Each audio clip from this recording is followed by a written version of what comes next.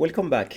This screencast will focus on Chapter 4 and in particular on the time dependence of the ket and the different vectors in the quantum space that we have defined so far.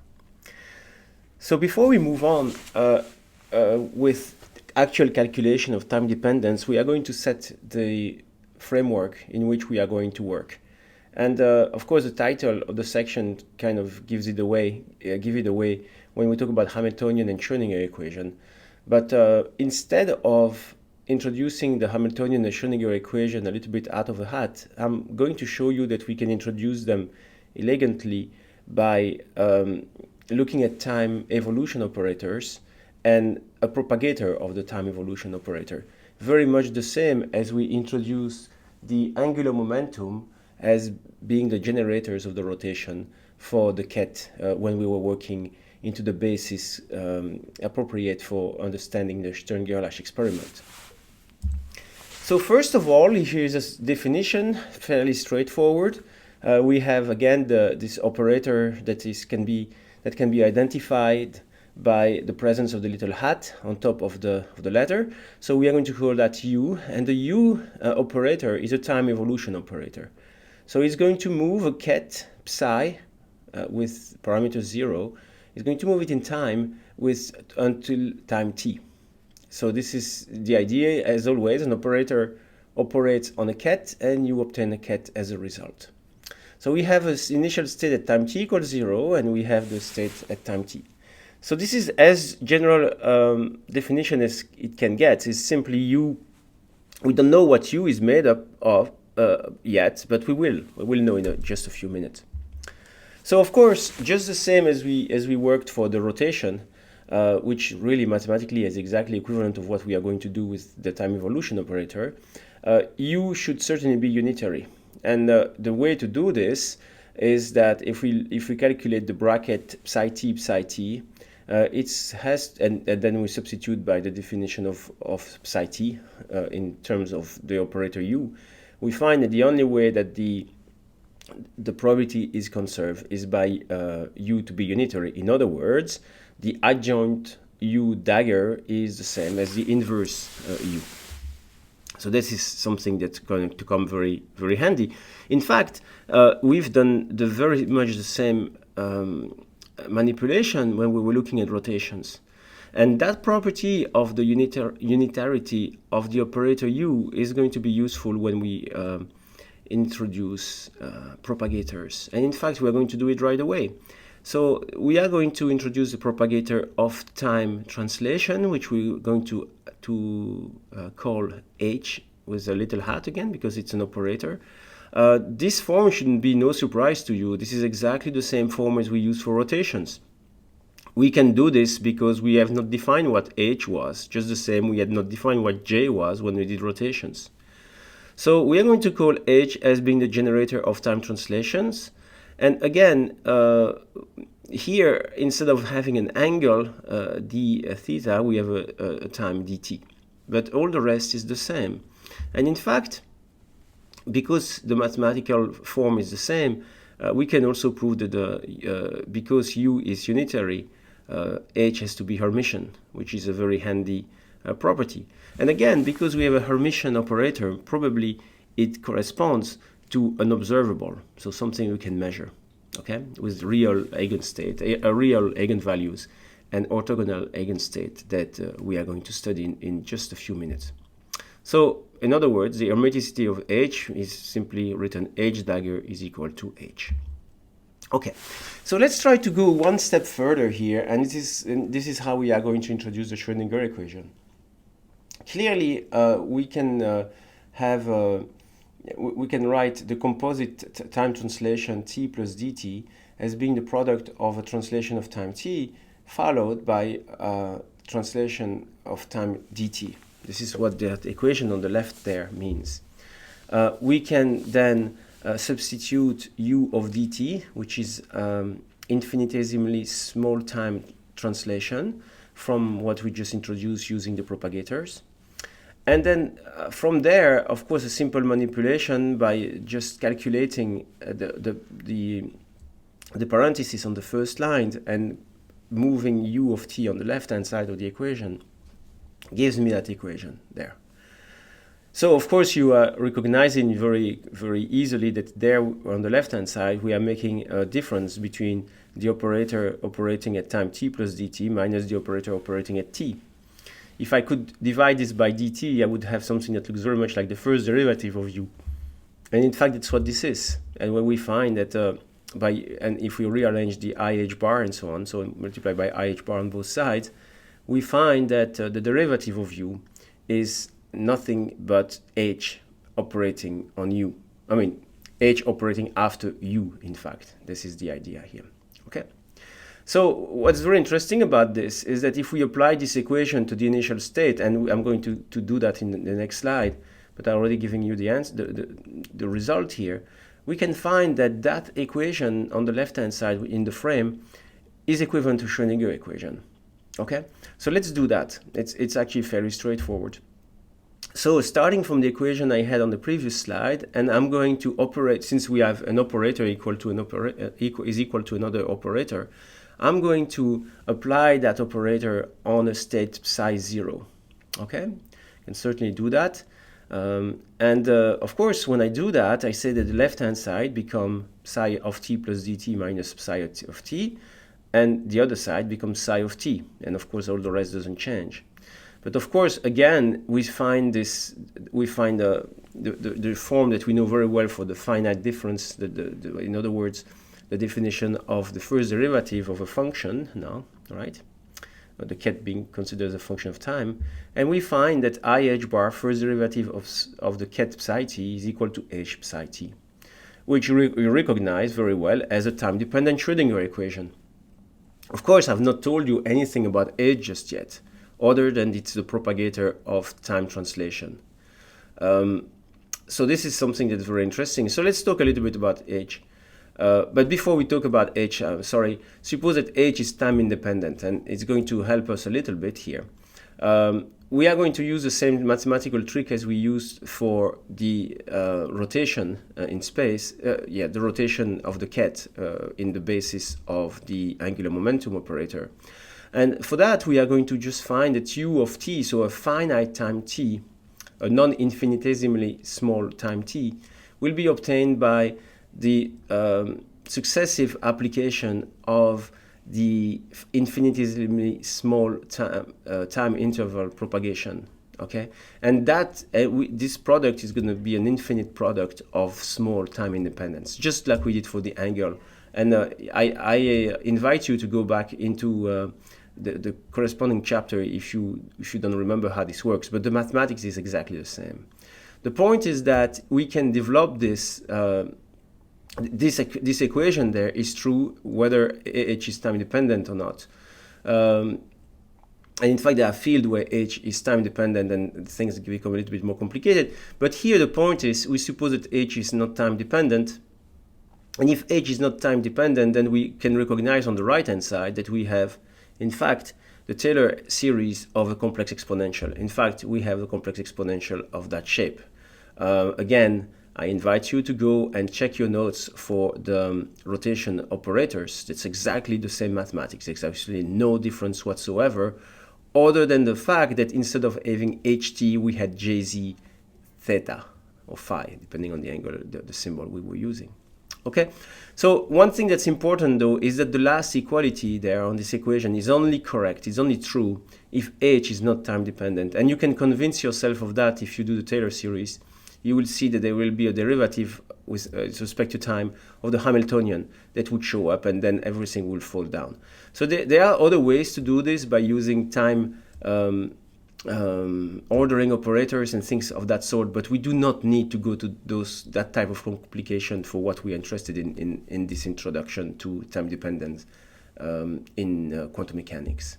Okay, so the thing is, now that we know the time dependence, the time translation operator u of t, that will allow us to very easily propagate a function, wave function.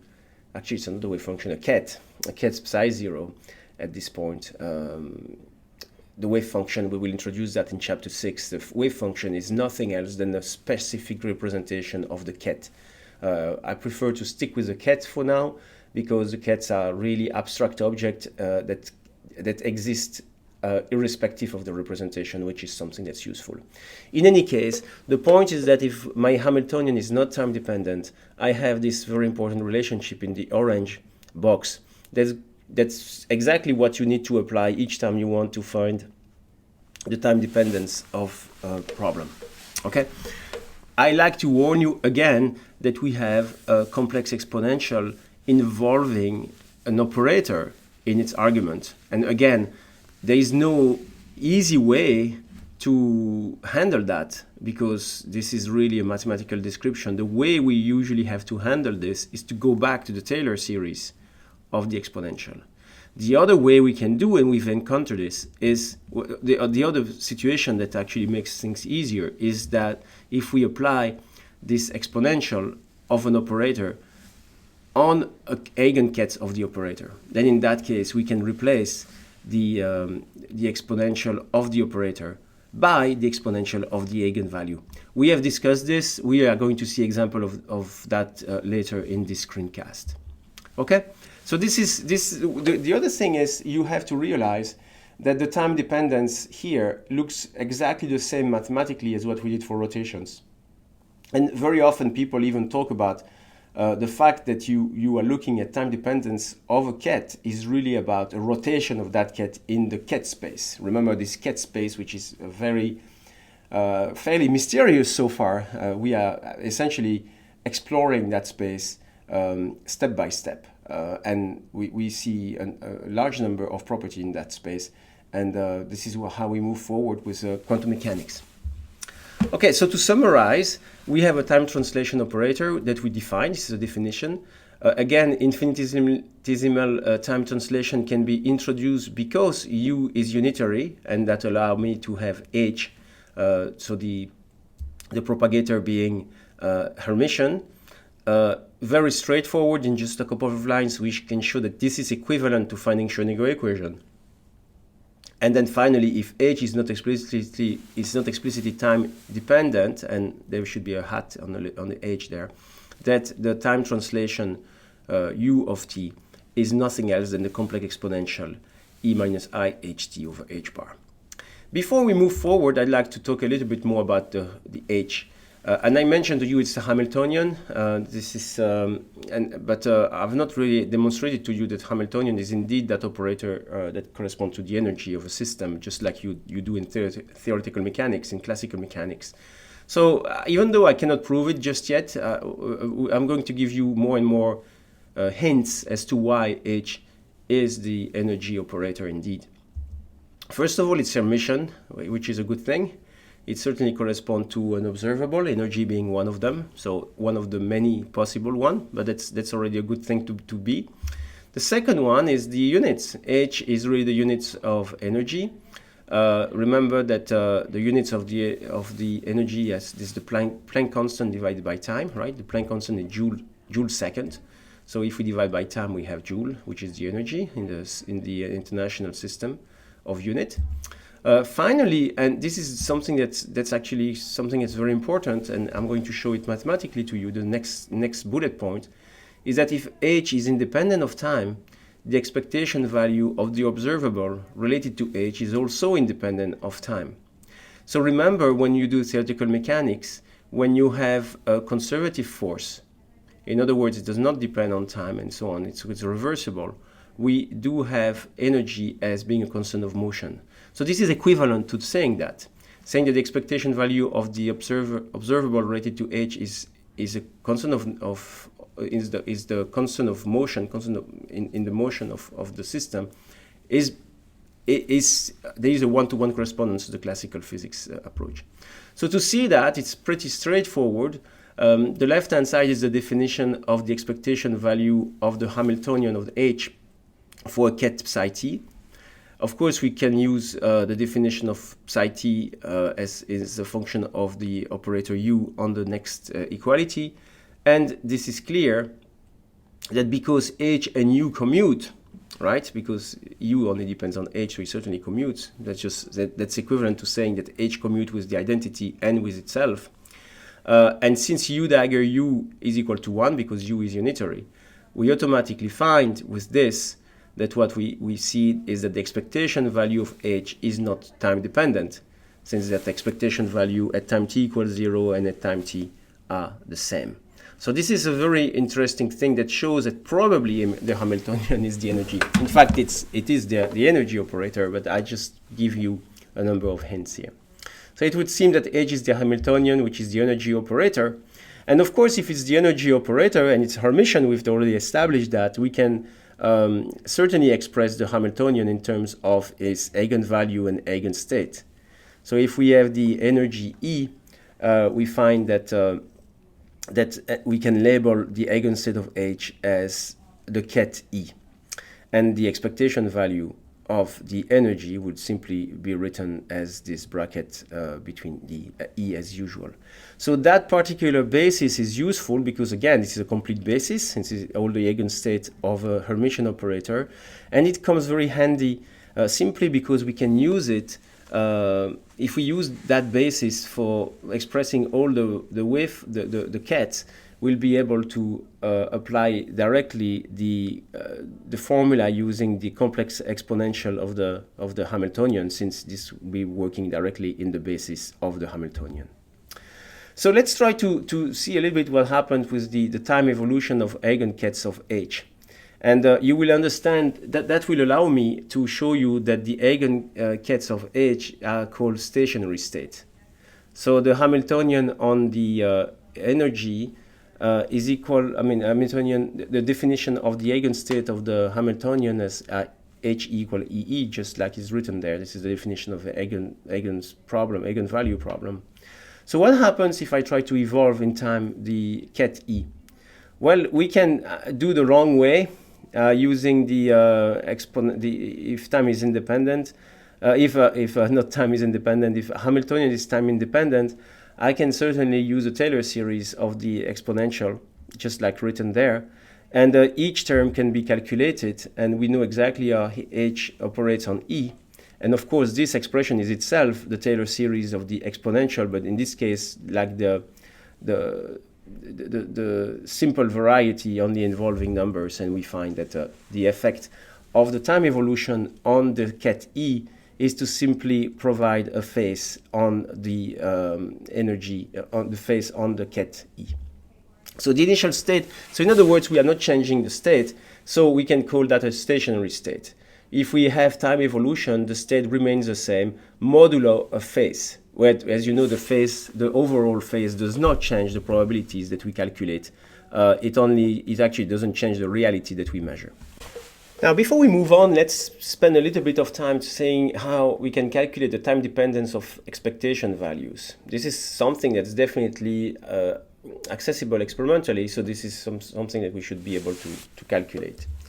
And nothing really fancy here. All we need to do is to do a time derivative of the expectation value, which is obtained by this formula. We have already proven how this formula is calculated in a number of times. Now, the only little difficulty is we really have a chain rule for derivative. We have basically three different objects there. We have a bra, we have an operator, and then we have a ket. And so we have a derivative. So in fact, the way things are done is simply using the regular chain rule, which is going to be obtained explicitly like this. The last term is a term that sometimes is dropped it is dropped when the operator does not depend on time explicitly, but it can be it's certainly part of the equation. So if we don't have a time dependence, an explicit time dependence of the operator, then things are a bit simpler. Now, it turns out that in order to move on from this equation, we just apply the formula we know for the derivative of a ket psi t, and of course you know what that formula is. It's time-dependent Schrodinger equation that we've established. So we obtain something like this, and I'd like to attract your attention. There is a minus sign for the first term because we have a Hamiltonian operating on the bra, okay? And since we have this, the I term, I becomes minus I. We don't have a problem with H since H is emission, so H is equal to H dagger. And what happens is that once we reorder everything, what we find is that the time derivative of the expectation value of the operator A for a state psi is nothing else than I over H bar of the expectation value of the commutator plus this explicit time dependence of the operator. So what's interesting here again is that we find this commutator one more time. So it looks like commutators, as we have already encountered a number of times in this course, are really important. And in fact they are. And we will see more examples of that as we move along. So what we see is that and a conclusion of this is that if we have an operator that commutes with the Hamiltonian, then the expectation value is going to be 0, provided that the operator does not explicitly depend on time. This is interesting because what it really means is that that operator, so the expectation value of an operator that commutes with the Hamiltonian, is a constant of motion. So this is something that's really important, again, to connect the reality of the quantum mechanical reality to the classical reality. So this is a formula that's a very important formula. We are going to use it over and over again. It's a good idea to remember it. Alternatively, you can just remember how to calculate it, which is actually not that complicated. All you have to remember is the definition of the expectation value and this pretty well-known formula, which is called Schrodinger equation. Okay, so let's try to move from here and see a specific example of this time dependence. So we see the time dependence is really in the framework that we have been working on. The time dependence is really nothing really crazy mathematically. It's simply the application of the complex exponential e minus I ht over h bar if Hamiltonian is not time dependent. So let's see what happens again with our examples that we have used so far, which are the spin 1/2 particle when they're in magnetic field. So okay, so let's see what's happened. Let's first calculate the Hamiltonian of a spin 1/2 particle in a constant magnetic field. The way we do it is that we express the classical energy term and then we translate it into the quantum mechanical framework. So that's pretty clear how it happens. We suppose we have a constant magnetic field aligned along Z. So this is the vector K. It's the usual unit vector along Z. And we will assume the charge is a charge of an electron. This is exactly what we are studying. And so, of course, the Hamiltonian in this case will simply be the interaction between the magnetic moment of the electron with the external magnetic field. The minus sign is there in front because the situation where the magnetic moment is aligned with the magnetic field is the most stable. So that would reduce the energy. We go back to lecture 1. I invite you to go back to the first screencast to see how the magnetic moment mu is expressed as a function of the spin, the intrinsic spin operator, the spin angular momentum operator of the electron. And once everything is said and done, the dot product S dot B is the only part that's going to survive is the Z component, since B is aligned along Z. And all the constant in front, we are going to put them into one constant, omega 0, which of course has units of the unit of frequency. That's the reason why you call omega 0. So you can verify that we have a frequency unit. Well, you can see it very easy because SZ is an angular momentum operator which has the unit h bar, so joule second, and then when you multiply this by a frequency, you get only joules. So the Hamiltonian does have the right units of joules. So we're in good shape for this. Okay, so that's what I explained here. At the end of the day, we get a Hamiltonian operator, which is nothing else than omega 0 SZ. That's a fairly easy Hamiltonian. Is essentially equal to the angular momentum operator along Z times a constant, of course, for unit purposes. So that's going to make our life much easier, of course. Okay, So this is the Hamiltonian I want. What are the eigenstate of H? Well, it depends which basis we use, but of course it seems obvious that we are going to use the basis plus z minus z, which since those are the eigenstate of Sz, and Sz is represented by a diagonal matrix in that basis. And we know exactly what Sz does when it's applied to a plus z state, okay? And we obtain as two energies, h bar omega 0 over 2 and minus h bar omega 0 over 2, depending upon the orientation of the projection of the spin angular momentum along the z-axis. Okay, either it is parallel or anti-parallel, giving, if it's parallel, a decrease in total energy or an increase in energy.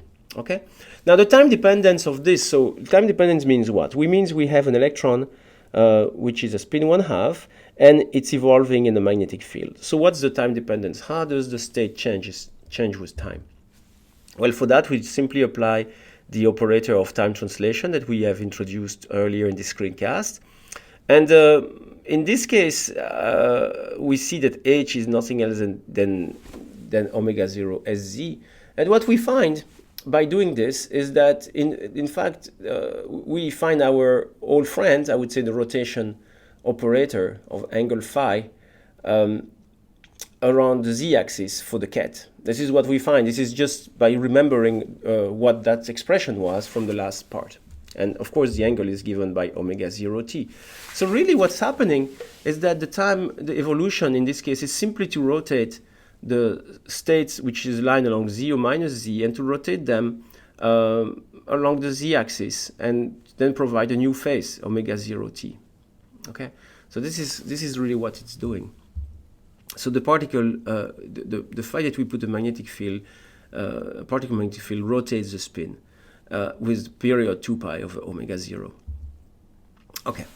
Now suppose that the system does not start from an eigenstate of the Hamiltonian, but plus x state, which is the superposition of plus z and minus z. We've studied that before, and we could choose the phase to be 0, just as a reference. And we find we have 1 over square root 2 plus z plus 1 over square root 2 minus z. So if we put this state in the magnetic field, and then what's happening? Well, the time evolution is simply, again, obtained by calculating this expression here, which is essentially only u times psi 0. What happens is that we know exactly how the Hamiltonian operate on plus z and minus z. But the thing is, because we have a mixture of plus z and minus z, the overall effect of the time dependence on the x state is not to just simply give a new phase. In fact, there are two phases that are different for the two components. And so we obtain something that looks like this, right there. So if we just put an overall phase in front of the whole result, we find that we have a plus z component plus a minus z component is modulated as a function of time. This is not a stationary state of the Hamiltonian, but we knew that plus x is not a stationary state of Sz, so we knew that. It's not an eigenstate. And then basically the ket moves as a function of time. I mean the component, the probabilities of being found in plus z minus z changes with time. So this is the expression we had from the previous slide. And so the question we can ask ourselves, how do the probabilities change with time? So the probability of being in the plus z state will remain 1/2, and the probability to be in the minus z state is going to remain 1/2 as well. This is what we obtain there. The state itself evolves, but the probability does not change. So what is the variation of the expectation value with time? Well, the expectation value is going to be 0 all the time, since the probability of finding plus z, the probability of finding minus z is constant. So the variation of expectation value with time is 0. In other words, the expectation value of Sz is a constant of motion. And that shouldn't surprise you at all, because, as I said, the first derivative of the expectation value of an operator that does not explicitly depend on time is nothing else than the expectation value of the commutator between that operator and Hamiltonian. And of course, SZ does commute with the Hamiltonian in this case, since the Hamiltonian is simply omega 0 SZ. So this is what we obtain from there. Okay, so we have that state. The probability of finding plus Z and probability of finding minus Z remains constant with time, which is essentially only a reflection of the fact that the expectation value of SZ is a constant of motion. Now, the question, of course, is that does that state remain in plus X? No, it does not. It does not, because the two phase, the phase on front of minus Z changes with time. So the system does not stay along X at all. In fact, the probability amplitude of finding the state along plus X is just the cosine of omega 0 t over 2. And of course, with the cos square for the probability itself. And then for minus X, we find that the probability is sine square, which is a good idea, which is a good thing, right? Because that means that the sum of the two probability should be equal to 1. Cos square plus sine square is equal to 1, which makes sense because plus X and minus X are complete basis. Of course, this is not the best basis to use for Hamiltonian like the one we are looking at, but clearly everything seemed to work fine. Now, what about the expectation value? Well, we calculate the expectation value by the probability times the value that we obtain in that state, plus the probability of finding the other state, and so on and so forth. And when we do this calculation, and this is where it's useful to remember a simple trigonometric relationship, cos square A minus sine square A is cosine 2A, right? This is something that's useful. When we do that, we find that the expectation value of Sx, and actually the expectation value of Sy, if we do a similar calculation, is not constant in time. In other words, Sx and Sy are not constant of motion, which should not surprise you, since constant of motion, since the expectation value of Sx involves the commutator between the Hamiltonian and Sx, and we know that commutator between Hamiltonian and Sx is not 0 for Hamiltonian equal to omega 0 Sz. These are the fundamental commutation relationship for an angular momentum. So this all makes sense a lot. So we can of course obtain the same result using the other formula that we have encountered in this course. But the point is, one thing that you should really remember for this is that we do not have constant of motions if the operator corresponding to that expectation value does not commute with the Hamiltonian. So this is what we find. So this is the reason why we call a precession of the spin. The precession comes from the fact that the state does not have a constant projection along X and along Y. Okay. So let's try to see a little bit more in time dependence of the expectation value using that formula. And we can obtain directly this formula there, since there is no explicit time dependence of Sz. And that one, we find this is 0. So this is what we discussed before. So that's just a confirmation that Sz is indeed a constant. I mean, the expectation value of Sz is a constant of motion. Okay. So remember now, we can go back to something that we discussed very early on when we rotate a plus Z state along the Z-axis. We find that when we do 2 pi rotation, we actually we don't have a phase of 1, we have a phase of -1. And I mentioned it at the time when we looked at it, saying that it was not a big issue because the overall phase was not measured. Well, I also told you that it could be measured if we are smart about it. And so here, we are going to use the fact that we have established the time dependence of the time evolution of the ket is, for this particular Hamiltonian, is equivalent to a rotation along the z-axis, right? Remember 3 slides ago, that's what we established.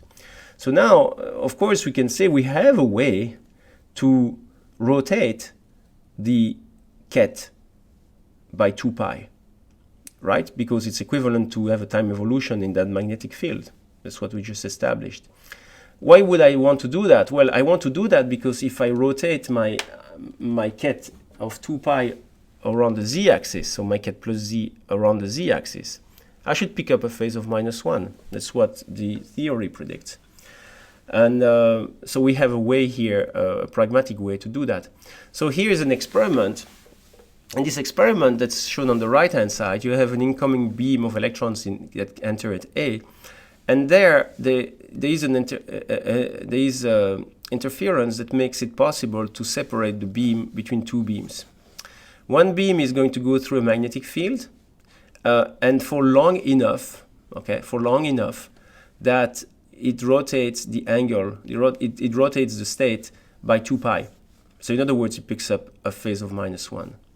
Then those two beams, so one has been rotated, the other one has not been rotated. So the one that's not been rotated is at B and the one rotated is at C. We bring them back together, okay? And so we hope by doing this that we are going to have an interference between the two electrons.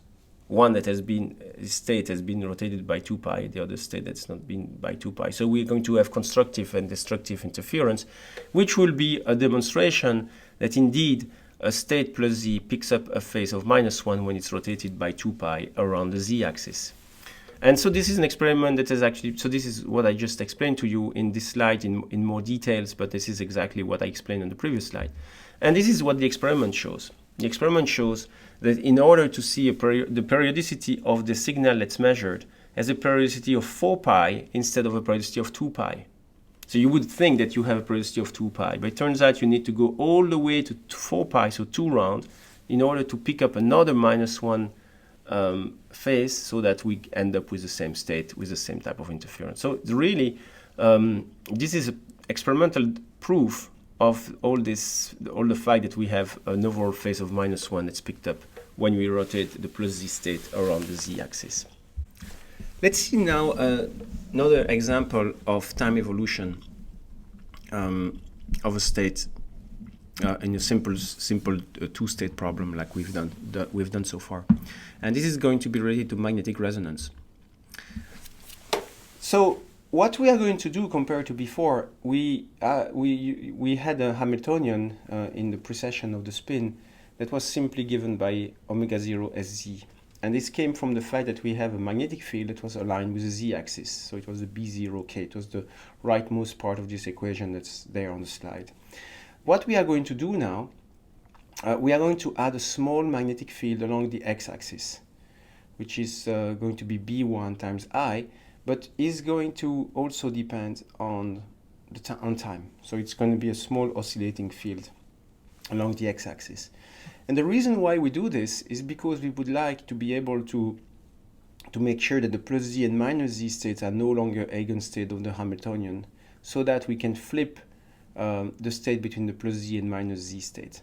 Okay, because clearly we cannot do it so far because the plus z and minus z states are eigenstates of the Hamiltonian. So now no longer eigenstate of the Hamiltonian. It's written on the slide since we have also a component along the x-axis, which is actually going to bring up a component Sx to the Hamiltonian. So that's going to make things a little bit more interesting.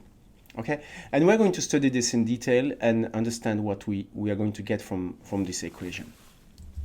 So the Hamiltonian that we get at the end, after a very simple manipulation that we've done in the previous section, is obtained in the box there.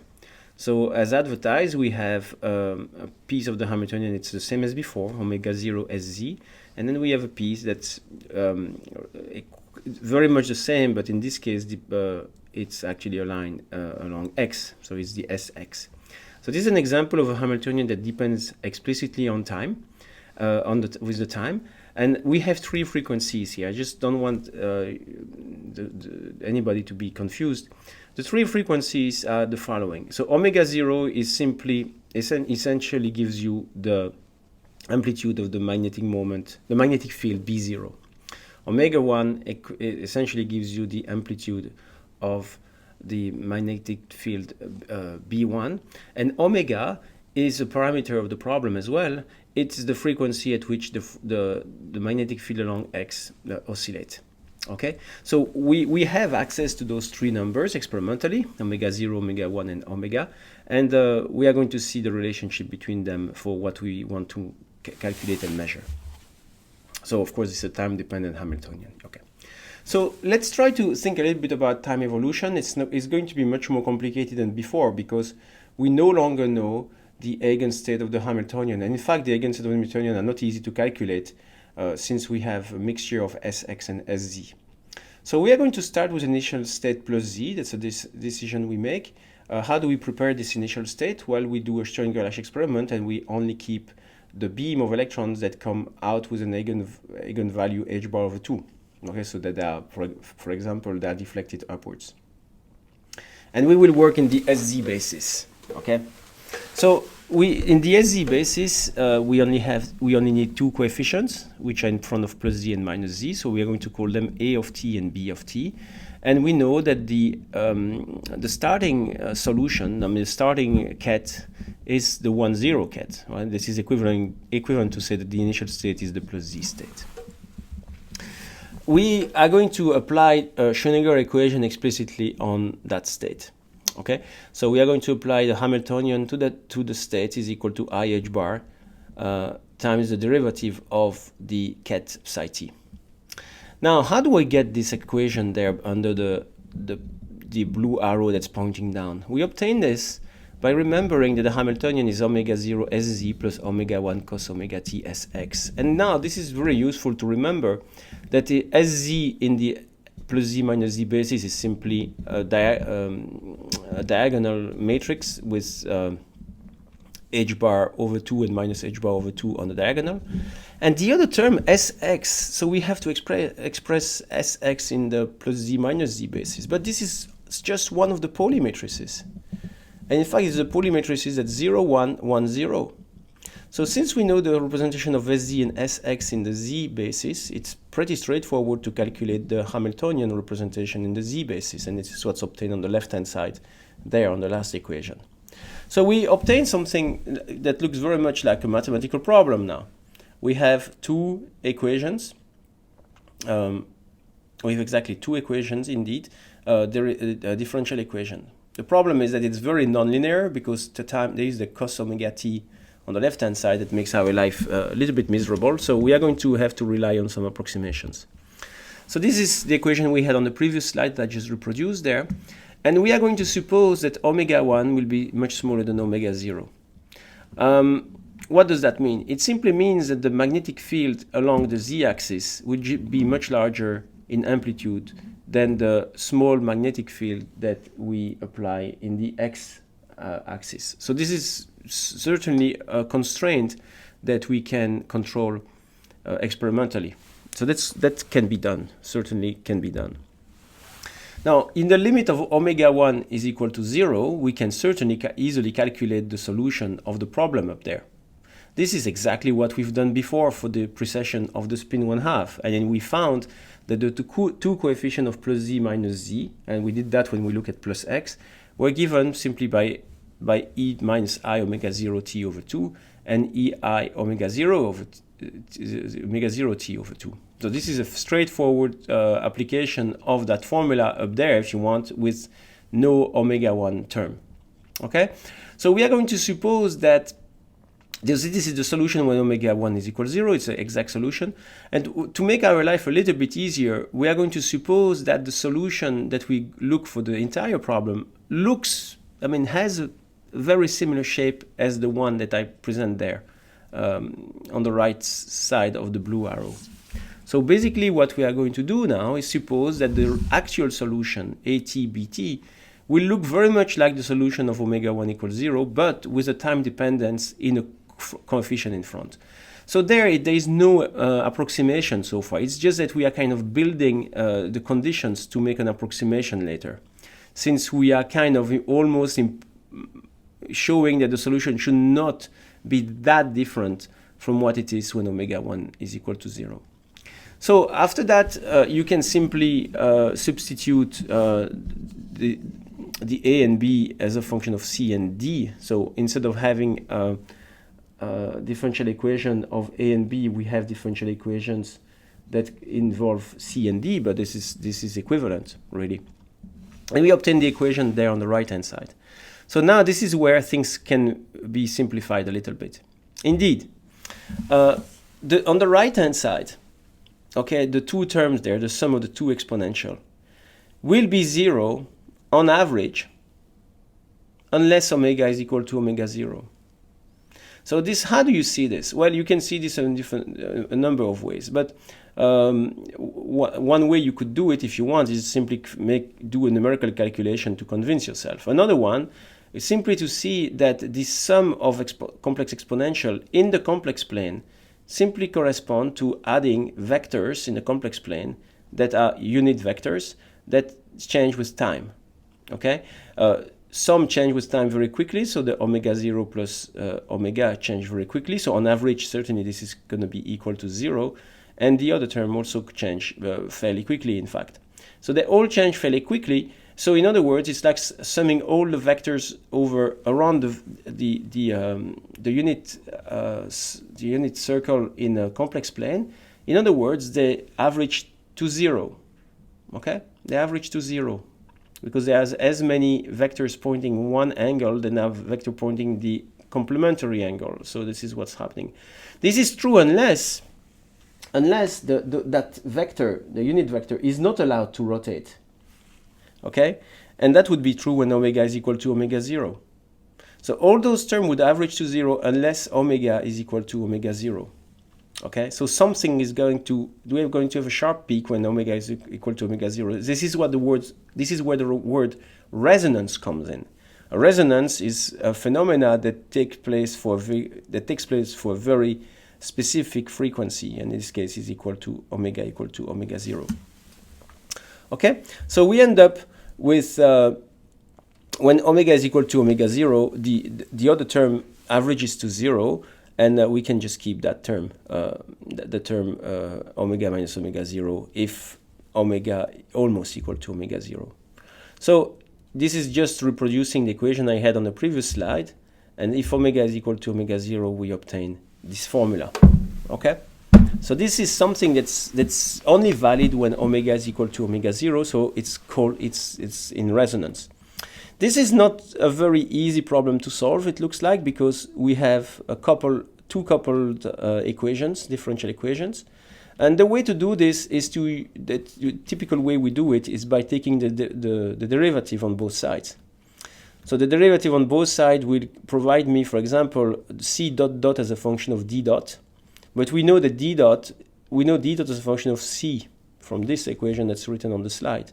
So in other words, I can decouple the equations this way. This is the way it's done. Now we end up with two equations that are decoupled, a very simple homogeneous equation that can be solved very easily, and we find that the coefficient c and the coefficient d are obtained as a cosine omega 1t over 4 and sine omega 1t over 4. So why we pick that solution is because we have to remember that we suppose that we start from the plus z state. So we have constant of motion that comes from the fact that we start with the plus z state. Okay, so at the end of the day, what we find is that the probability of finding the ket psi t in the plus z state changes with time now. And it makes sense because my Hamiltonian is no longer commuting with the with sz operator, since I added a small sx operator in there.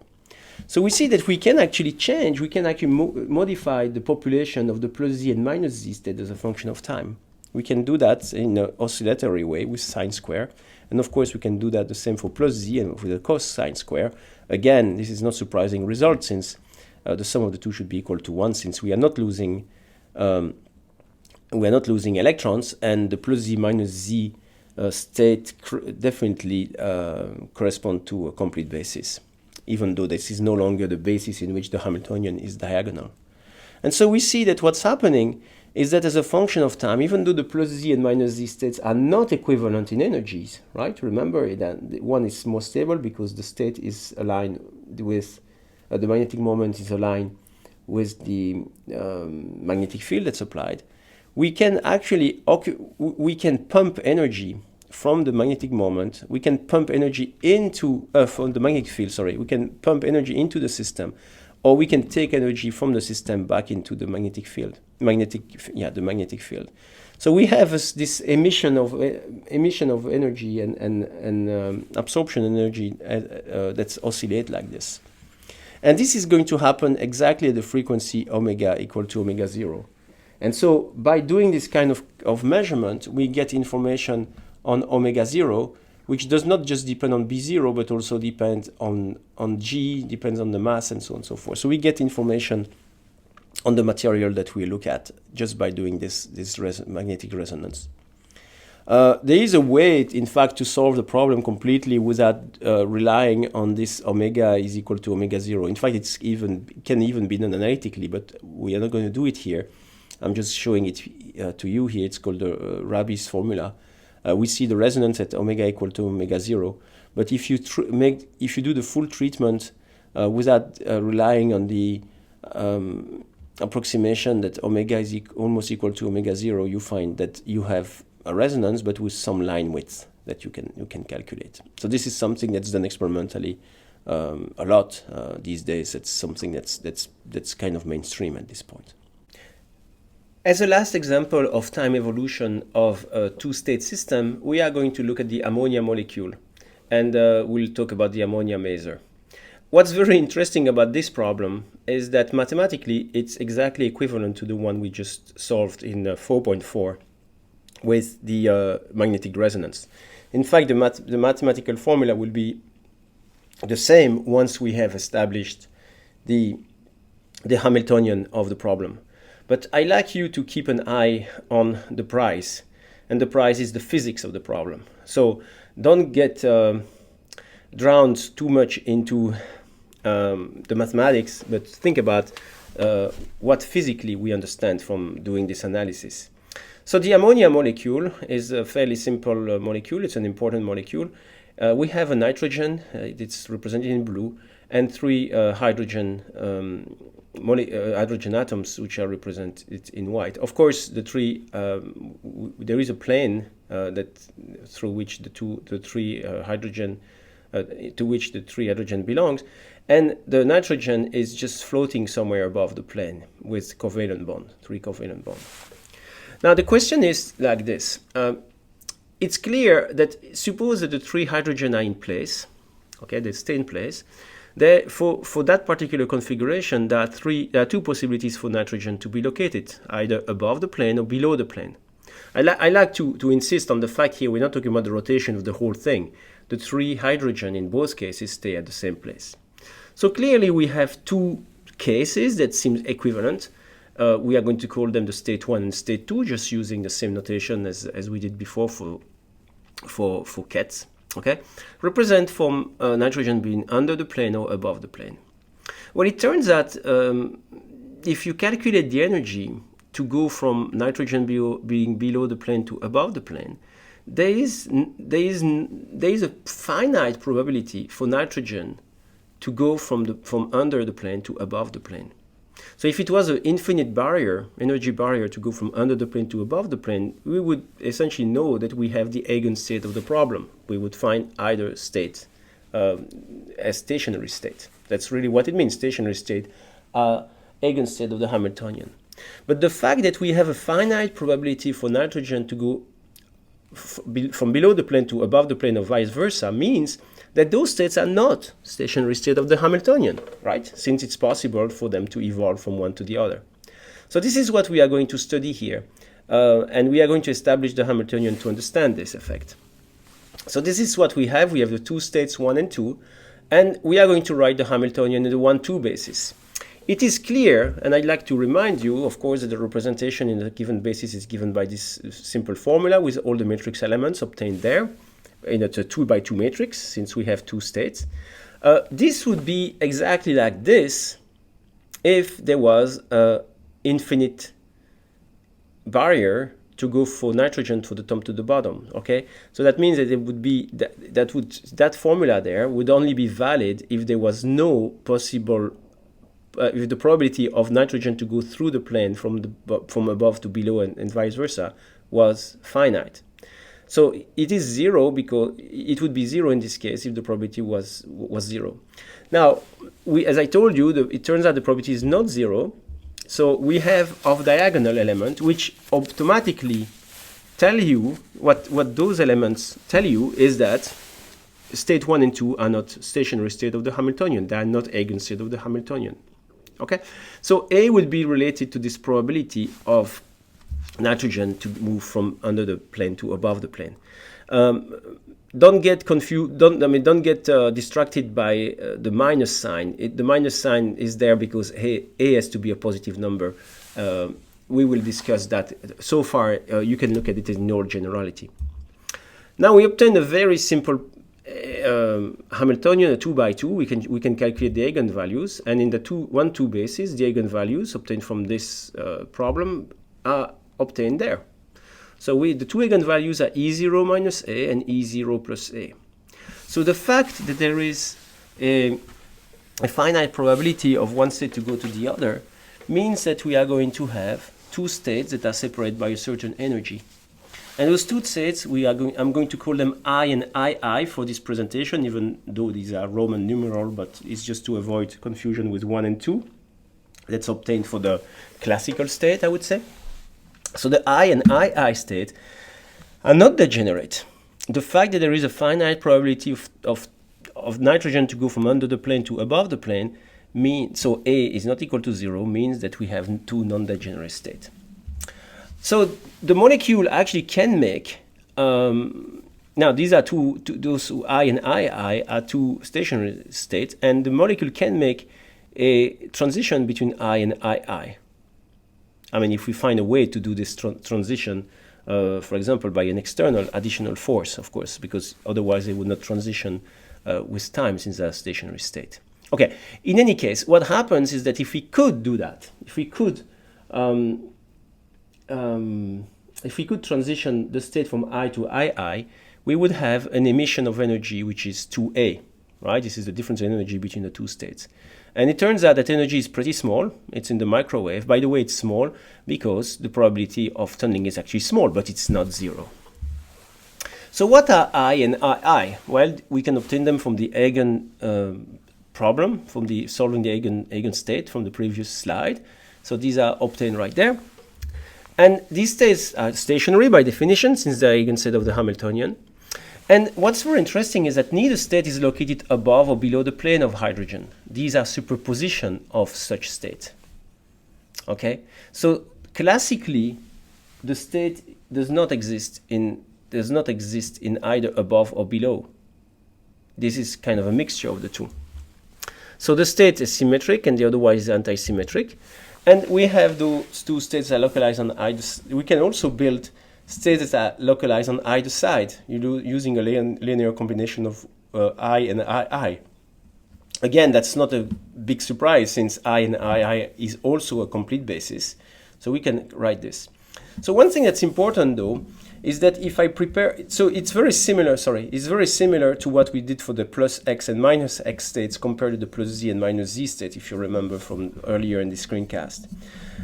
What's interesting though at this point is that suppose that you prepare your ammonia molecule in a one state, okay? So the Arabic notation one state. Then if we do that and we let the time evolve, since this is not a stationary state, that state will start to populate between 1 and 2. Okay? So you cannot keep a population of one state in a sample since these are not stationary states. You can keep a population of I state or even II states, these are stationary states, but not of 1 and 2 states. So for that, I mean, let's try to convince ourselves of that fact. So let's look at the time evolution. So we can find the time evolution can be obtained from the formula we have studied before. Remember, the Hamiltonian in this case does not depend explicitly on time, so we can write this. And we know how the Hamiltonian acts on the I and II state. We just calculated that. And we obtain that the state very much looks like what we studied for the precession of the spin along the x component for magnetic moment along the z-axis. Okay, so we find that indeed that state now is not a stationary state, and we have a motion of a period of 2at over h bar. Okay, so it turns out that the frequency of oscillation for that particular state is 24 gigahertz. So that means that if you start with a one state, is going to populate between 1 and 2 in an oscillatory fashion with a frequency of 24 gigahertz. And that particular frequency is directly proportional to a measure of A, so of the matrix element. So that measurement, the fact that we can measure that frequency, 24 gigahertz, is like the smoking gun of the fact that we do have a finite probability of tunneling between above and below the plane, and then there is an energy difference between the I and II state. Now we can go beyond this and just do like we did for the magnetic resonance and decide that to apply an electric field. We want to apply an electric field that is going to break the symmetry between the 1 and 2 state. And that way we can try to populate one or the two states, depending on which one is lower energy. And by doing that, we hope that we are going to create a resonance, some sort of resonance where we start to populate back and forth and, in fact, pump energy or stimulating emission into the system. And the way we do this physically is by remembering that nitrogen, in the ammonia molecule, nitrogen has an excess of charge, which I plotted in blue there using the picture I found and there on at the link that's provided on the screencast. So in other words, there is a dipole moment that's pointing from the electron to the positive charge. And so when we do that, we find that the dipole moment could interact with an external electric field. So what we do now is to apply an electric field to the system. And what's going to happen is that we will have an energy minus mu times dot E, the minus coming from the fact that mu tends to align with E for a lower energy state.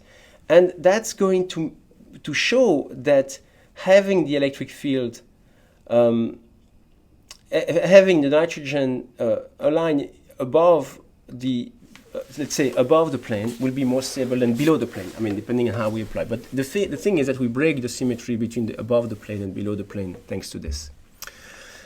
Now, we end up with a lot of equations, but the equations are nothing really crazy. The first one is H0, we already discussed it, is without an electric field, and the second one is when there is an electric field. So what you have to notice is that there will be a plus sign in the first case and minus sign in the second case, simply because in the first case, so the 1H1 matrix element correspond to a less stable situation where the dipole moment is not is anti-parallel to the electric field, and vice versa for the two states. There's a reason why we have a difference in sign between plus and minus.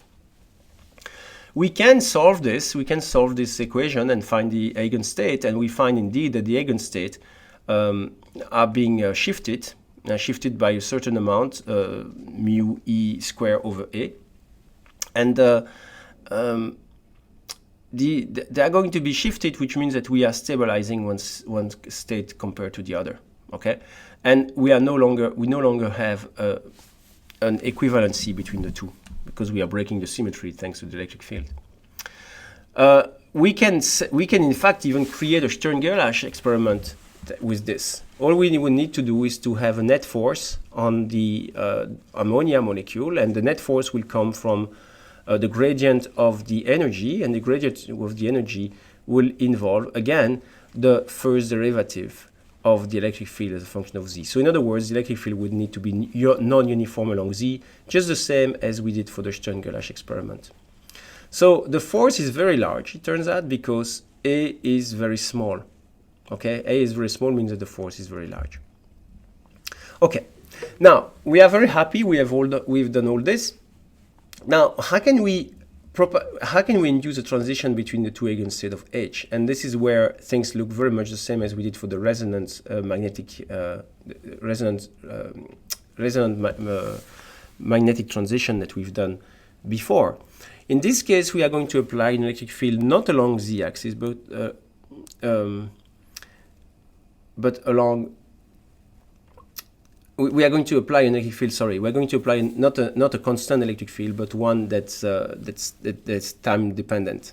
Okay, it's going to be along the z-axis as well, but it's going to be time dependent with the cos omega t.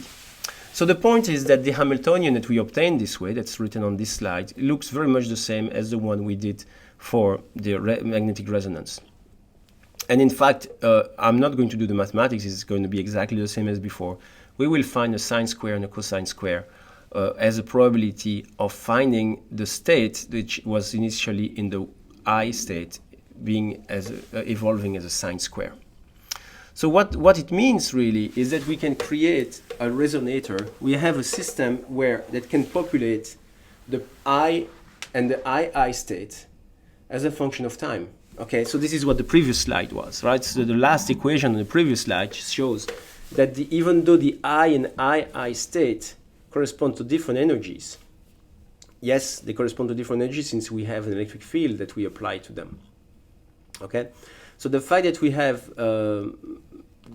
and so they are shifted in a different way, since each states correspond to a different energy, a different dipole moment. So we obtain that the population of the I and II state evolve with time, even though they are different energies. So that means that this oscillation, at some point on top of the oscillation, we are going to absorb energy into the ammonia molecule, and the energy comes from the electric field, right? And at the bottom of the oscillation, we are going to have emission of energy. But the emission of energy will be equal to 2A.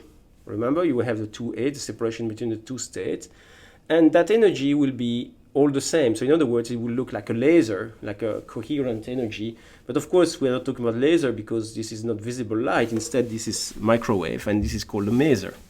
This is a microwave amplification by stimulated emission of radiation. So the stimulation comes from the fact that we have this driving electric field that depends on the cos omega t that induce that transition between the two states. So this is very interesting because we have a 24 gigahertz oscillation, and we have that very sharp energy that's obtained from this system. So during the cycle we pump energy into the system, and then after half the cycle we emit energy in a coherent way. So that's very interesting way to understand this very basic physics using all the formalism that we've done so far without taking any shortcuts. Okay, now before I conclude this screencast, I'd like to spend a few minutes on the energy-time uncertainty relation. As we have discussed a number of times, quantum mechanics has fascinated the population, and unfortunately we've had a lot of attempts to express quantum mechanics in layman's term, which means that a lot of shortcuts were taken. And because of quantum mechanics involve a lot of subtle component to it, trying to simplify usually is recipe for disaster. So many things have been said, many things will be said, and many of them will be wrong. But the point is, this is not what we are dealing with in this course. We are dealing with the introduction to quantum mechanics for physicists who do not want to take shortcuts. Okay, so after this little introduction, I'd like to talk to you about the energy-time uncertainty relation. In the previous chapter, we discussed about the fact that we have uncertainty relation between the involving two operators, so long as those two operators do not commute. So if two operators commute, there is a possibility to have an uncertainty that's as small as possible between the two, right? We studied that. We studied that in detail. We even made the proof. But if the two operators do not commute, there is a bound on how much on the product of the uncertainty that we can obtain from those two. Okay, and this is related to the fact that the two operators do not commute, and in fact the bound, the magnitude of the product of the uncertainty is related to half of the expectation value of the operator we obtain by calculating the commutator between the two operators we are interested in. Of course, now, if you agree with this and then you remember this, you know that it makes no sense to talk about uncertainty relationship for energy and time. Simply because even though there is an operator that describes the energy, it's called the Hamiltonian, there is no such thing as an operator describing the time. Time is really a parameter of the problem. So it turns out that you've seen, and this is not incorrect to write that delta E, delta T is larger or equal to h power 2. And this can be called an uncertainty relation, but it is not the same variety as the general one we've introduced. So the reason for that is that the delta T is not appropriate to talk about uncertainty and delta T. Delta T is more a characteristic time of a transition instead of an uncertainty. In fact, it's not an uncertainty at all. It's a characteristic time. Okay? And the way to see this, we can go back to the problem of ammonia and calculate the uncertainty on energy. And of course, the uncertainty on energy, you can do the calculation in detail as explained on this slide and find the uncertainty is equal to A. You can also understand that uncertainty should be equal to A since this is the separation between the states. Is 2A, so the uncertainty is A. This is how far we are from the expectation value, which is just the energy itself. Okay, but you can do the calculation and find the same result as your intuition will give you. So delta E is A, and what about the time? Well, it turns out the time would be the characteristic time for the phase of my ket to change during the time evolution. So if I remember the way we did it before, for the change, for example, we can do that for any system that we looked at, but this example on this slide is for the ammonia molecule. And the time that it would take for the phase to change by about 1, let's say, correspond to the argument being equal to about 1, right? So it would be 2 delta T over h bar would be about 1. And this is where the expectation value, this is where the uncertainty relationship for the time energy comes about. So it's really related to the time evolution, how long it takes for the system to evolve between two states that are separated with uncertainty of delta E. That's what it means. It's very different from the uncertainty relationship that we establish between two operators that do not commute. So this is exactly what I was explaining.